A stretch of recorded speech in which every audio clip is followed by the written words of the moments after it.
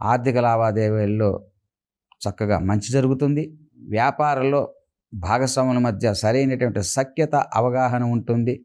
అదేవిధంగా పుత్రుల మూలకంగా, సోదర సోదరి మూలకంగా మీకు మంచి జరిగి వారు మీ వెనువెంటే ఉంటూ మీకు ఎప్పుడూ కూడా మీకు తోడుగా ఉండేటటువంటి పరిస్థితుల్లో వాళ్ళు ఉంటూ ఉంటారు.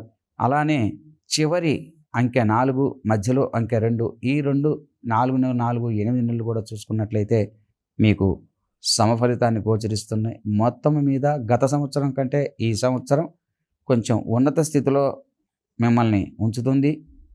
దైవానుగ్రహం మీ యందుంది. పెద్దల ఆశీస్సులు మీ యందు ఉన్నాయి. మొత్తం మీద అన్ని రకాలుగా అనుకూలంగానే ఉన్నప్పటికీ కొంత కొద్దిపాటి చిన్న చిన్న మనస్తాపాలనేవి జరగకపోవు.